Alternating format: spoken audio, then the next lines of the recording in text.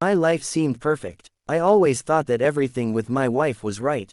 We had been through a lot together. We made plans for the future, bought a cozy house in the suburbs, and talked about having children. I was sure that a happy life full of shared dreams and experiences awaited us at that moment. There were no signs that anything could go wrong. I believed everything we built together was real. But one day, as it often happens in life, an ordinary day turned into a nightmare. That evening, I came home earlier than usual. It was around 6 in the evening, and I hoped to spend a peaceful evening with my wife. We hadn't had time for ourselves in a while. I was consumed by work, and she was increasingly occupied with household chores. I thought this evening would be the one that would help us reconnect. When I walked into the house, I immediately felt that something was wrong. The atmosphere was tense, as if everything around was on edge. I thought I heard footsteps, but when I listened more closely, everything fell silent. A faint rustle in the air, as though something had passed in the shadows, but I couldn't tell what exactly. I set my bag down on the floor and peeked into the living room. It was empty, so I decided to go upstairs. On the upper floor, the silence was so thick that I felt a slight unease. I approached the bedroom and froze. The door was slightly ajar, but I couldn't tear my eyes away from what was happening inside. My wife, who was supposed to be at the other end of the house, was lying in bed with my best friend. I froze in the doorway. My heart skipped a few beats, and I felt the blood drain from my face. The room seemed instantly cold, and the air grew heavy. They both froze, as if time had stopped when they realized I was in the doorway. My friend, the person I had shared the best moments of my life with, was sitting next to her, and she looked as though she didn't know what to do. Their eyes met, and I saw something in them I hadn't expected. Not remorse, not fear, but simply a cold realization that everything they had done was now out in the open. I couldn't believe my eyes. My body seemed to refuse to respond. I stood there, unable to speak or move. My mind was blank. I even thought it was some kind of nightmare, that I was just dreaming and would wake up any second. But no, this was reality. I looked at my wife, the woman I had shared my life with, and at the man I thought of as my friend, and couldn't understand what was happening. How could this have happened? How could she do this to me? How could my best friend do this? In that moment, I felt coldness spread through my whole body. Everything I knew collapsed. I realized, in that moment, that none of what I had believed about our relationship was real. We were like two foolish puppets on strings of their manipulations. That moment, when I stood in the doorway and looked at them, became a turning point. I didn't know what to do, and I didn't know what to feel. It was more than just betrayal. It was a blow to the very heart. After I saw them, the world around me simply ceased to exist.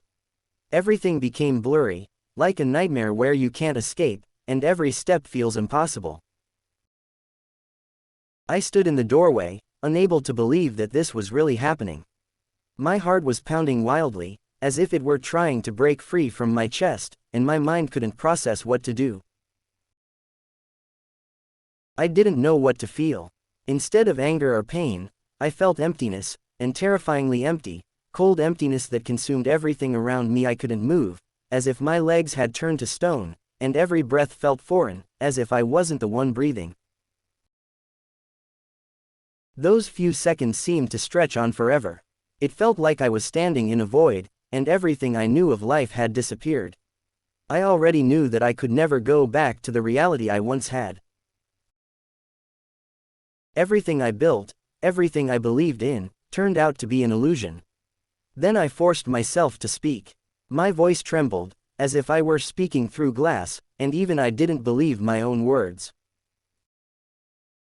"What's going on?" I asked them, barely holding my voice together, even though I knew there would be no answer I wanted to hear. My wife, still lying in bed, slowly lifted her head and met my gaze. There was no remorse, no regret in her eyes. She wasn't trying to justify herself, she wasn't trying to hide. There was only emptiness in her eyes. Emptiness, just like in my soul. She began to speak, but I couldn't believe my ears. You don't understand. Her voice was soft, but firm, like someone who had already made up their mind. You became too absorbed in your work, you started forgetting about me, about us. Everything in our life became a routine. We were just two people living side by side but not really close. You never paid attention to me, and I felt it. I tried to find what I was missing, and he was there. You didn't even notice how we grew apart. Her words, like a knife, stabbed straight into my heart. I couldn't believe that this was my wife, the one standing before me, saying this. I tried to understand what she meant. Working, that was all I could do to provide for us. We were building a life, or so I thought. I thought we were working towards one big, important future. But it turned out that all this time, she had been with him. With the person who had never been a part of my life. With the person who was my friend. And then I heard something even more terrifying than just her excuses. It's not just that, she continued, her voice now cold and firm, like ice. It's been going on for months. We kept doing this for several months. All this time you thought everything was fine, that we were okay. But the truth is, I was with him while you were busy. My legs gave way, and I felt a coldness spreading inside me. Several months. I was in shock. All this time, I had been living in an illusion, in a world where everything seemed perfect. We were like two people who simply lived in different worlds, unable to understand each other. While I was building my career, she was building something else, but no one told me about it. No one ever told me she had already left, even though she was physically still there. My friend, who had been sitting next to her, stood up from the bed. His eyes were filled with fear, but he didn't try to justify himself. He simply shrugged and said, "It's not what you think, it just happened. We didn't plan this. It was a minor mistake." I couldn't believe my ears. His words felt like another slap in the face. Not just a mistake. This was more than a mistake. This was a betrayal that had lasted for months. And he didn't even try to apologize. He just stood there, naked, as if nothing had happened, trying to explain his affair as something insignificant. This was something much deeper, something destructive. I felt my reality crumbling, like the walls I had built around myself starting to fall apart. I looked at him, and something inside me just broke. The person with whom I had shared the best moments of my life, the one I called my friend, was now part of what had destroyed me. He didn't try to justify his actions, he didn't ask for forgiveness, he just stood there and tried to make me believe that it wasn't so bad. That it didn't matter. But in that moment, I realized. I understood that this wasn't a coincidence. This wasn't a mistake. This was planned. I could no longer trust my wife or my friend. They were both playing their game, and I was just a pawn in this horrific play, unaware of what was happening behind my back. They tried to convince me that everything could be fixed, that nothing would change in our lives, but I knew that friendship no longer existed. None of what came before mattered anymore. My friend and my wife had destroyed everything we once built, and now I stood in the room, amidst the ruins of my life, not understanding who these people sitting before me were. Everything I knew about love and trust had vanished, and all that remained were the shadows of people who once were close to me, but now meant nothing. After I stood before them, trying to comprehend what had just happened, my thoughts were like a storm, overwhelming me. My heart was pounding in my chest, and my mind, as if it had lost its capacity for logic, refused to accept what was happening. Each new moment in this situation only added more confusion and pain. I thought it couldn't get worse, but every answer, every word I heard, turned my feelings into an unbearable reality. I felt the air in the room grow heavy, and the very atmosphere was pressing down on me. This wasn't just infidelity, this was an unimaginable betrayal, and its magnitude began to reveal itself with each new word spoken by her.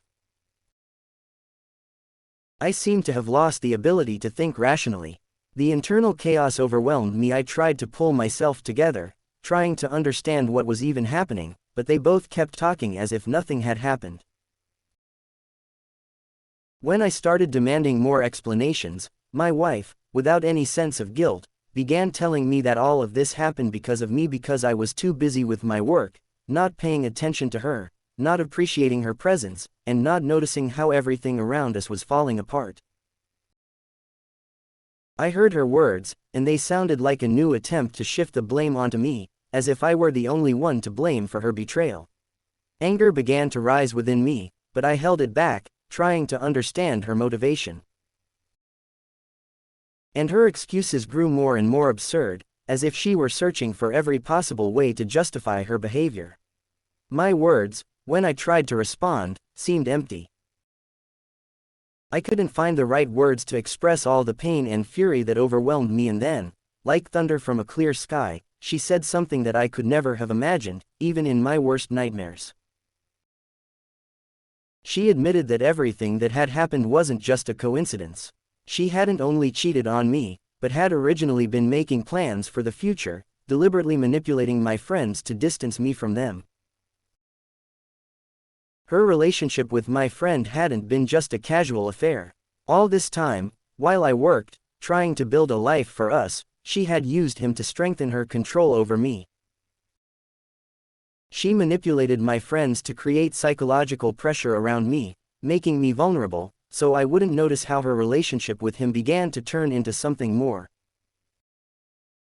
I felt a chill run down my spine as I realized that she had been carefully orchestrating this entire time, playing her game. And every word she spoke began to sound like a destructive bomb.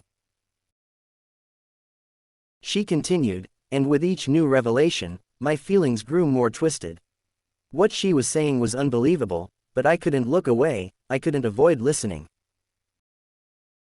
She told me how she had intended to destroy me mentally and psychologically, to make me guilty of all our troubles so that I would become the cause of the collapse of our marriage. All her excuses boiled down to the fact that I was the source of all the problems, and she was just looking for an escape from this unfair situation. But that wasn't enough. My legs began to weaken as she continued. Her plan turned out to be even worse. My friend, the man I had considered a brother, had offered her help. And they began discussing ways to get rid of me. At first, I thought it was just empty threats, jokes, but with every word she said, I realized they weren't just joking.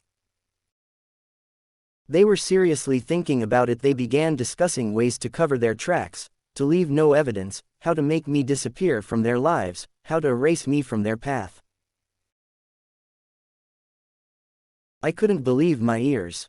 At that moment, everything around me became so foggy that I couldn't even focus. I didn't know what to feel. Horror and pain mixed in my soul, but I knew one thing: these people, who had seemed like part of my life, were not who I thought they were. This wasn't just infidelity, it was much worse. I realized it wasn't a coincidence.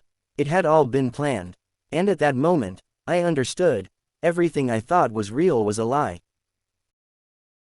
This was betrayal in its most terrifying form. When I realized the full scale of what was happening, everything around me literally turned upside down. At that moment, as my thoughts began to rapidly form into a unified picture, I understood that I was in a nightmare with no simple way out. I had never imagined that things could get worse, but now I felt reality starting to collapse right in front of me. This wasn't just betrayal, this wasn't just deception, it was something far more terrifying and dangerous. I suddenly realized that what I had perceived as personal problems was only part of a much darker and more destructive plan. They weren't preparing for emotional manipulation, but for a real crime. The small signs that I hadn't been able to notice before now became bright and obvious. She, my wife, and he, my best friend, weren't just destroying my life piece by piece, They were planning to utterly annihilate me. They were preparing to erase me from the face of the earth as if I were nothing. I felt fear devouring me from the inside, panic seizing my body. It was like a strong blow to the chest, as if I had lost the ability to breathe. I stood in this confined space, surrounded by these people who had once been an important part of my life, and I couldn't understand what to do next. In her eyes, I no longer saw anything human, only determination, cold, ruthless determination. And his eyes, filled with indifference, seemed empty, like black holes. They were like two predators who had long devised their strategy, knowing exactly what they could do with someone who had fallen into their hands. Everything I had once considered normal turned into a farce, and I felt how the reality I had built for so long began to crumble, like sand slipping through my fingers. I felt the walls beginning to close in, the space becoming increasingly tight. They were blocking not just the exits, but my mind as well, cornering me. I knew they wouldn't stop until they had achieved their goal. This wasn't just an attempt to destroy me morally, they were preparing to strip me of my life, my freedom. I understood that if I stayed there, if I hesitated, it would end badly. I had to act, and act fast. Clenching my fists, I turned around, hoping to break free from this trap, but she was quicker. I had almost reached the door when she swiftly stood in my way, blocking every step I took. Her voice became quieter, but even more manipulative, as if she were trying to convince me that all of this was just a product of my imagination. She began repeating that I was exaggerating, that nothing bad was really happening. But I knew that was a lie. I knew she was trying to lure me into her web. Her words became empty to me, like sand slipping through my fingers. I saw her face change, how behind the mask of a caring wife hid someone completely different, a person who was ready to destroy me for her own goal. And he, my friend, who had once been like a brother to me, was an accomplice in her plan. He didn't try to stop her, didn't say a word of comfort. All I saw in his eyes was cold indifference. When I saw them like that, I realized I couldn't wait any longer. I lunged for the door with such force that she didn't even have time to stop me. My body moved like a machine, driven by instinct. I burst out into the street, where only the cold air and darkness awaited. My mind was filled with a single desire, to run as far as I could. Gasping for breath, I grabbed my phone and called the police. No words could convey the terror I felt in that moment. With each sound on the line, I felt the danger becoming real. I knew that if I didn't get help now, the consequences would be irreversible. While I waited, my heart beat like a hammer, and in my mind, their words and intentions kept spinning. She continued trying to convince me that everything I had heard was a lie, that she never had such plans. But I knew it was manipulation, carefully thought out to make me believe her false version of events once again. I held the phone in my hand, but my thoughts were only on how quickly they might arrive to stop this insane threat. The sirens were still wailing in the distance, their sound seemed to chase me, drowning in the silence of the night. I stood on the sidewalk, unable to focus on anything else. My thoughts were tangled, not allowing any one thought to settle. My legs felt heavy, as if I were standing at the edge of a cliff. Every sound, even the most innocent, seemed deafening. When the phone suddenly crackled, I felt my heart leap in my chest, and my stomach twisted, as if someone had grabbed it by the throat. It was her call. I froze, stared at the screen, and although it seemed unbelievable, I understood, she was still trying to manipulate. She still thought she could make everything right, as if what had happened could be fixed with a single word from her. My heart was pounding, and I felt fear and anger mixing into one. How could I talk to someone who had not only betrayed me but was willing to destroy my life from the ground up? I declined the call, but something in my chest tightened. As if I hadn't just rejected her attempt to regain control, but had ripped away the final mask under which she had been hiding.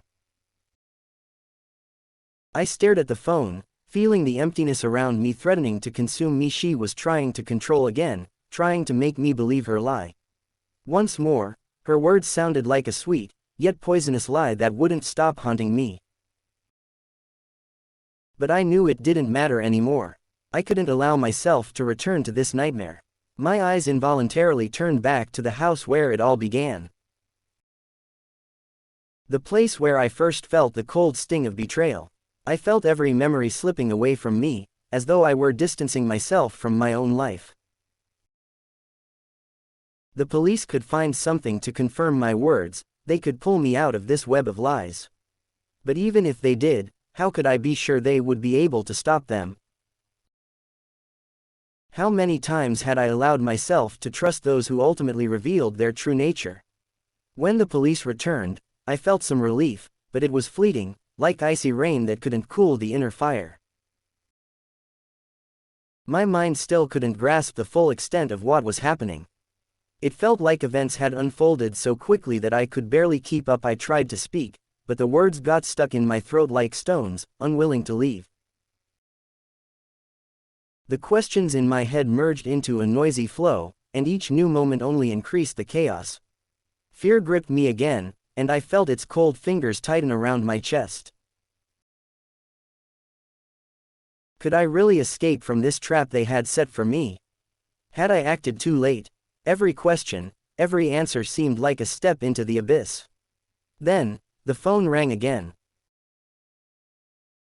I glanced at the screen, and the number displayed was familiar, painfully familiar.